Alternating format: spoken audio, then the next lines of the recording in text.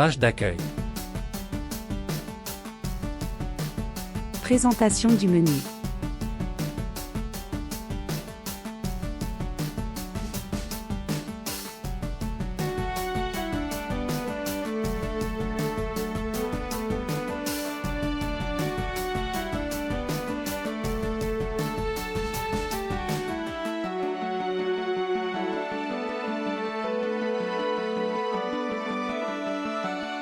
Chapitre équipement du patient.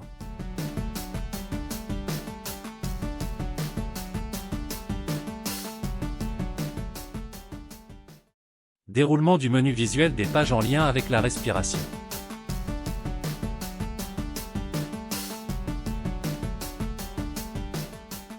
Présentation des signes liés aux problèmes respiratoires.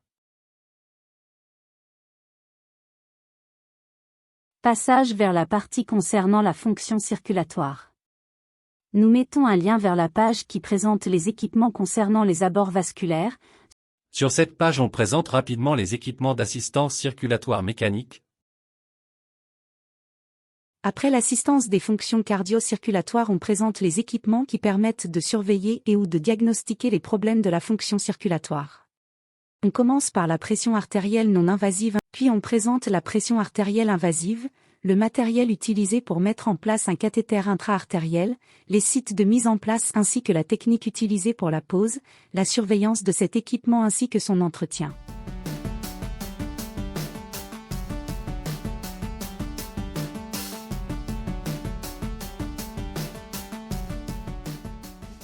On parlera également de la surveillance de la diurèse et les moyens utilisés.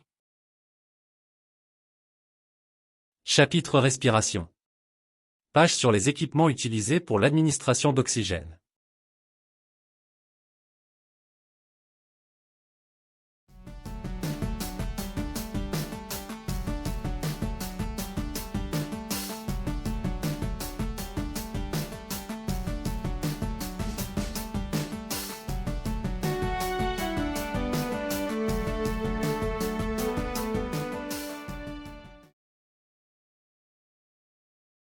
On parlera de la sonde à oxygène qui est maintenant abandonnée vu qu'elle est plus ou moins invasive. Actuellement, on a tendance à commencer par les lunettes à oxygène puis le masque simple et si ce n'est pas suffisant, on utilisera le masque à haute concentration que l'on peut utiliser à partir de 8 litres minute jusqu'à 15 litres.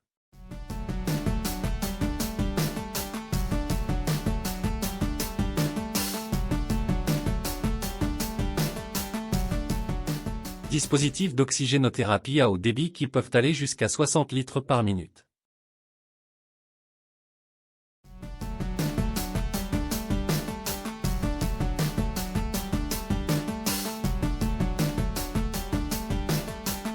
Le score ROX qui est présenté sur cette page permet la surveillance de l'oxygénothérapie à haut débit et permet de prédire le moment du passage vers la ventilation mécanique.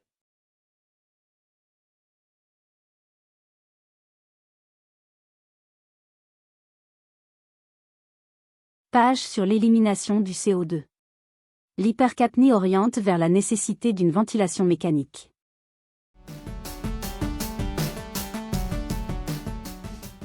Qui peut être invasive ou non selon l'interface. Différentes interfaces pour VMI.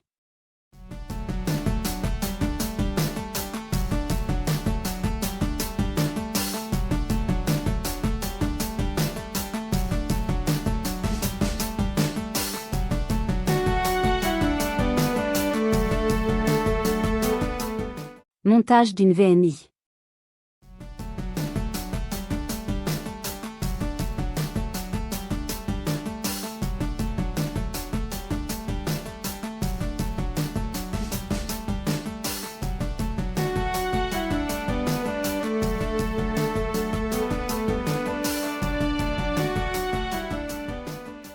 Page sur la ventilation mécanique.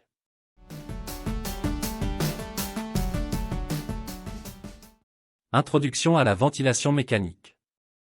Notion sur la ventilation mécanique. Modalité ventilatoire habituelle. Réglages communs à tous les modes et réglages spécifiques à chaque mode ventilatoire.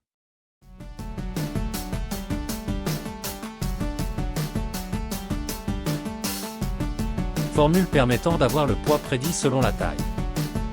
Ce qui permet le calcul du volume courant.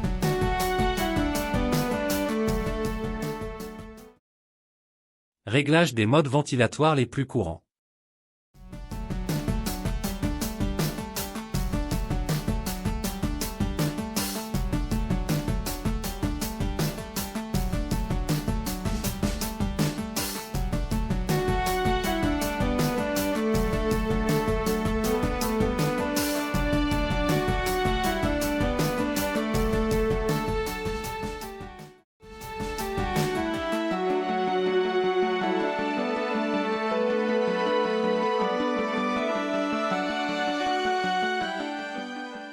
Page sur l'extra-membrane oxygénatio, ECMO, et sa place dans la stratégie de prise en charge du SDRA.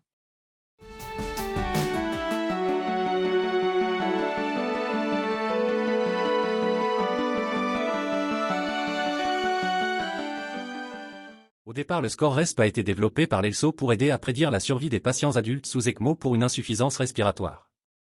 Maintenant, il est utilisé pour déterminer les patients éligibles à une ECMO.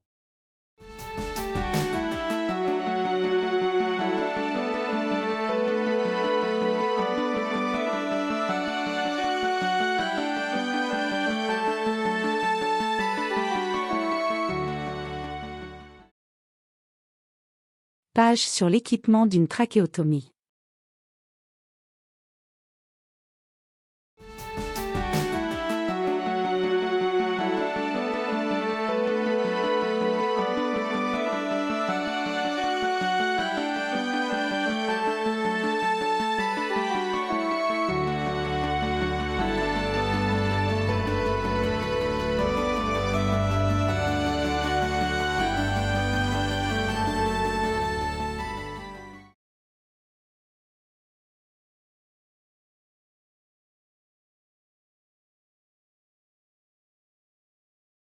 Page sur le drainage thoracique.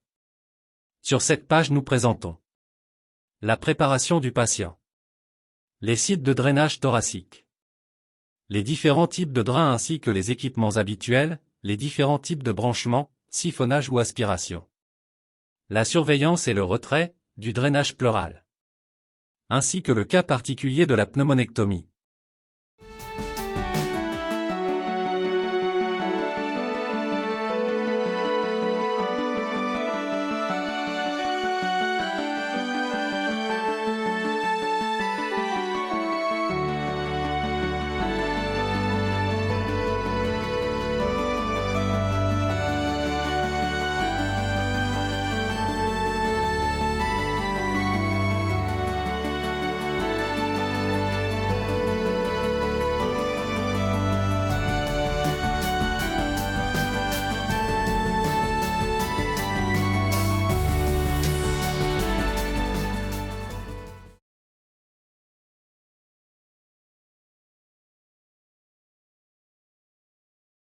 La partie assistance de la fonction circulatoire traite de la voie veineuse périphérique, de la voie intra-osseuse et de la voie sous-cutanée.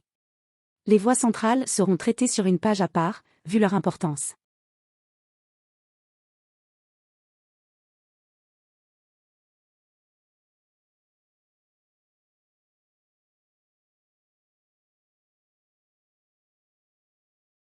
Calcul des débits usuels, lien entre diamètre du cathé et débit. Le bon usage des régulateurs de débit. Montage habituel des voies veineuses et dispositifs de perfusion. Solutés de perfusion et leur pouvoir d'expansion volumique.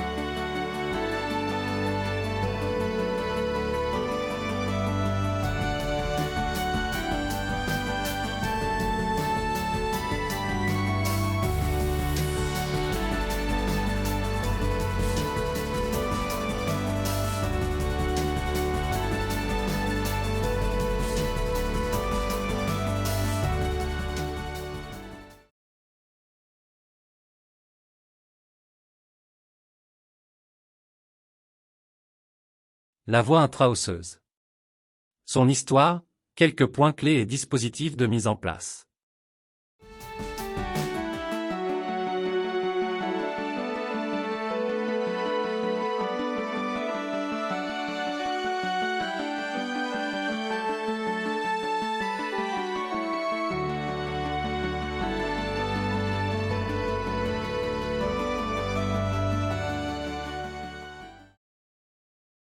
Voie sous-cutanée. Technique, site d'injection et produits utilisés.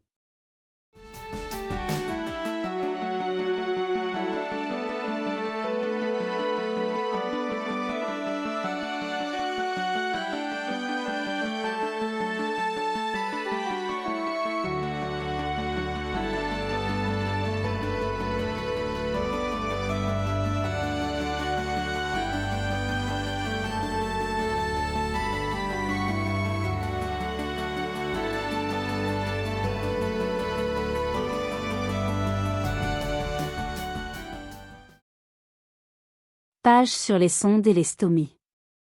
On présentera les sondes pour l'alimentation entérale, ainsi que les pompes d'alimentation entérale et leur réglage, et les équipements pour l'élimination urinaire et aussi fécale.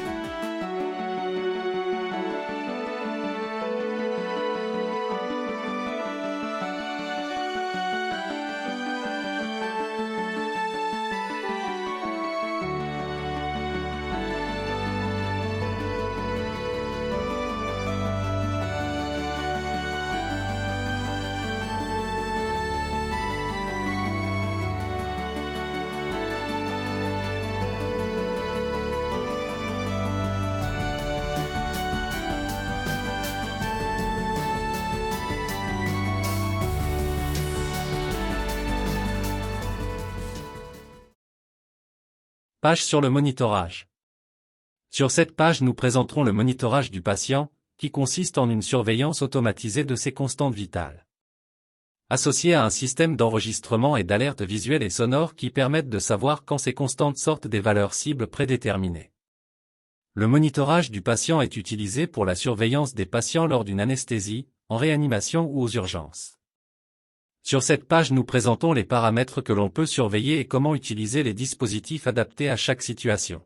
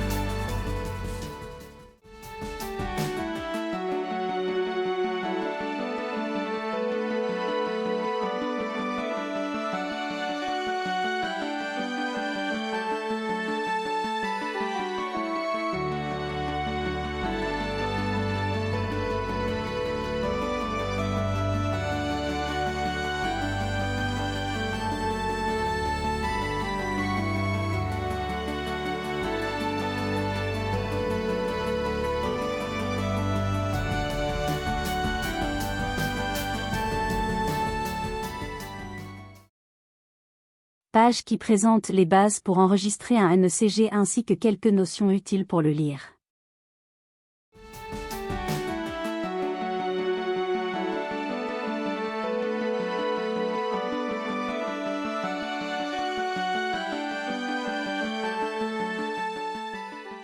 Présente la position des électrodes pour un ECG 12 dérivations. Mais aussi comment faire pour avoir un tracé à 18 dérivations.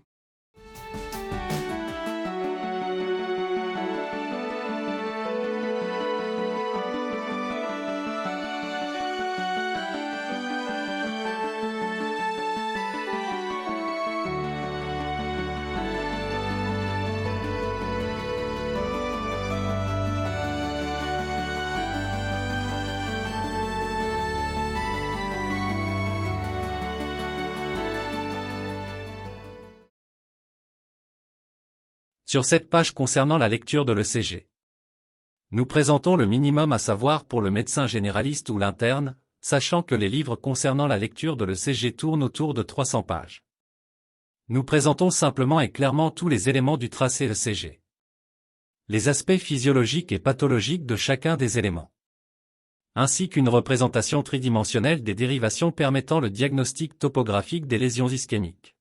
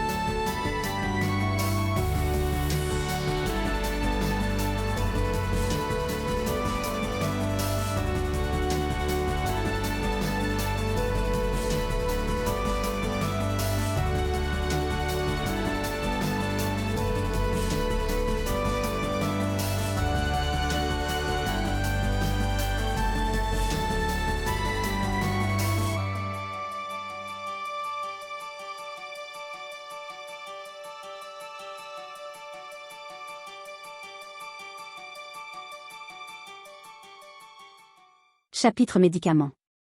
La partie médicaments est une introduction au monde de la pharmacologie et des médicaments. On insistera sur la différence qui existe entre les différentes voies d'administration.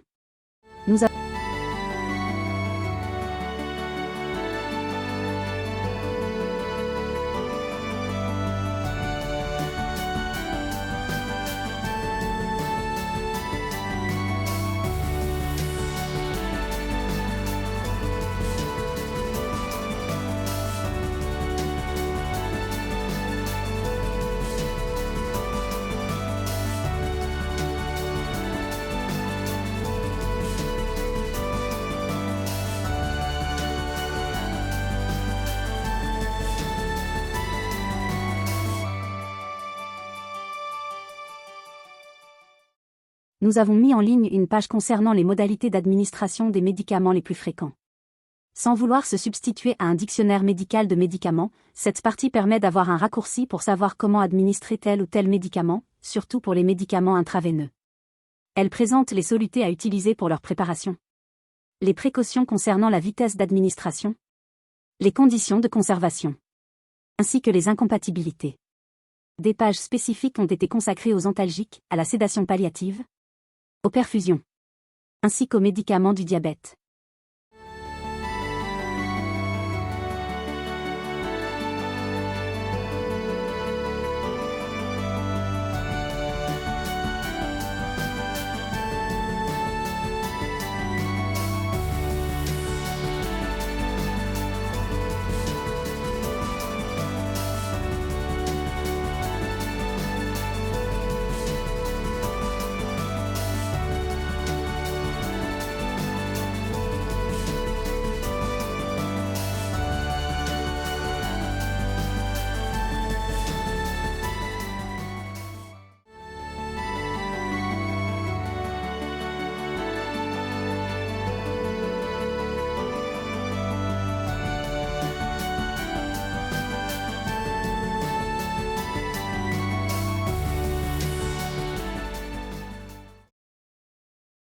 Sur la page antalgique, nous commençons d'abord par faire un rappel concernant la douleur, l'évaluation de son intensité grâce à différentes échelles, ainsi que son type, en insistant sur le diagnostic des douleurs neurogènes.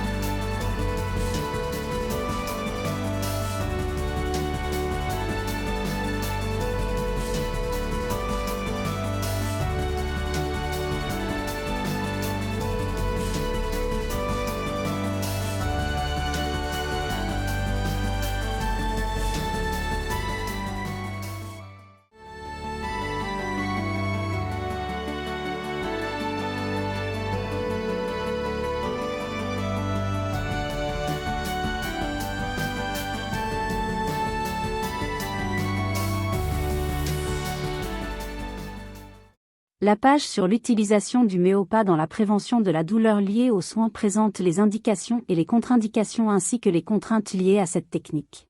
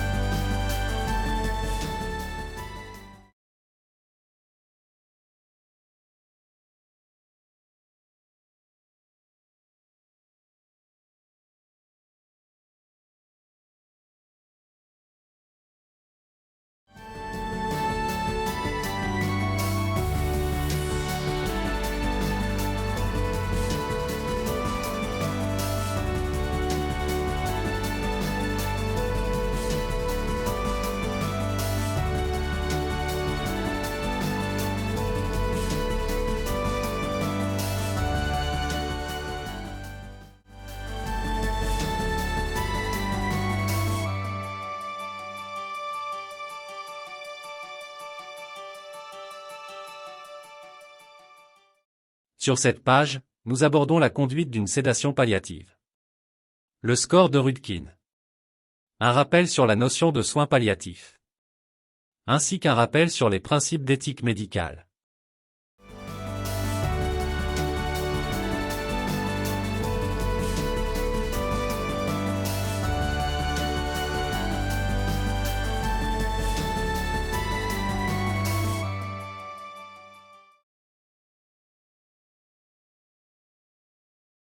Sur cette page concernant la perfusion, nous aborderons les indications de la perfusion.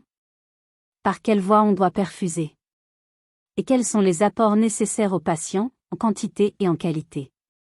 À la fin, nous ferons un rappel sur les principaux solutés de perfusion.